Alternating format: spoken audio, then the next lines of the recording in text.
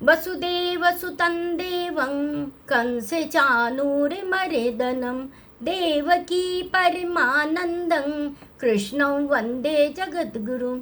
श्री कृष्णं वन्दे जगद्गुरुं। जय श्री कृष्ण। आप सभी को गीता के 15वें अध्याय में भगवान श्री कृष्ण इस संसार रूपी विशाल वृक्ष का वर्णन कर रहे हैं।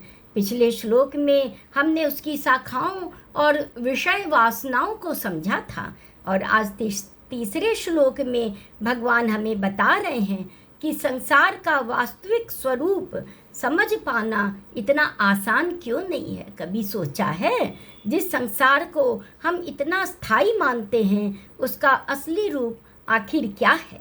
भगवान श्री कृष्ण आज के श्लोक में यही रहस्य खोलते हैं। इस संसार रूपी वृक्ष को वैराग्य रूपी शस्त्र से काटना अति आवश्यक है।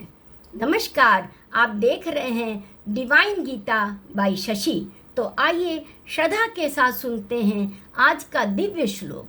रोज एक श्लोक और रोज एक कदम भगवान श्री कृष्ण की ओर। इसी संकल्प के साथ श्रीमद् भगवद गीता अध्याय 15 का 33 श्लोक और उसका सरल अर्थ आपके समक्ष रखती हूँ।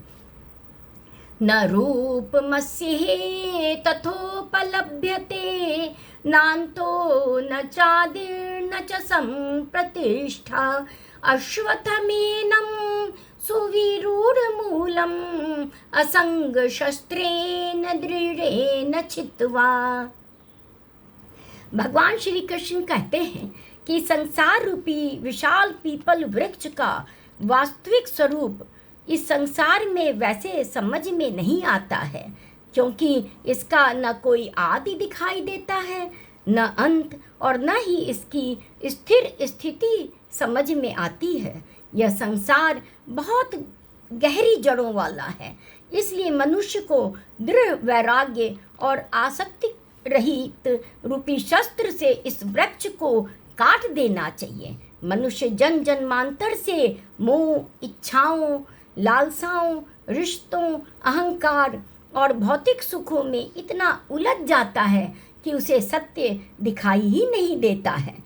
भगवान श्री कृष्ण यहाँ यही समझा रहे हैं कि संसार का वास्तविक रूप समझना आसान नहीं है। इसकी शुरुआत कहाँ से हुई, इसका अंत कहाँ होगा, यह सामान्य बुद्धि से समझ में नहीं आता है। मनुष्य जितना इसमें उलझता है उतना ही दुख, चिंता और मोह बढ़ता जाता है। इसलिए भगवान कहते हैं कि असंग शस्त्रेण अर्थात वैराग्य, आत्मज्ञान और भगवान से जुड़ाव के द्वारा इस मोह रूपी वृक्ष को काटो। यहाँ पर मैं बताना चाहती हूँ कि काटना मतलब संसार छोड़ना नहीं है, बल्कि मोह छोड़ना, अहंकार छोड़ना, फल की चिंता छोड़ना और ईश्वर में मन लगाना है। जब मनुष्य आसक्ति छोड़कर कर्म करता है तभी उसे वास्तविक शांति और परमात्मा की प्राप्ति होती है। इस श्लोक से हमें सीख मिलती है कि संसार में रहो लेकिन संसार को अपने मन में मत बसाओ, रिश्ते निभाओ लेकिन मोह में मत फंसो, कर्म करो लेकिन फल की चिंता भगवान श्री कृष्ण पे छोड़ दो। सच्चा सुख केवल भगवान से जुड़ने में है। यह दिव्य श्लोक और उसका अर्थ आपके हृदय को क्षणिक भी स्पर्श करे तो मेरे वीडियो को लाइक करें, शेयर करें और मेरे channel divine Gita by Shashi को सब्सक्राइब अवश्य करें। मिलते हैं अगले दिव्य श्लोक के साथ।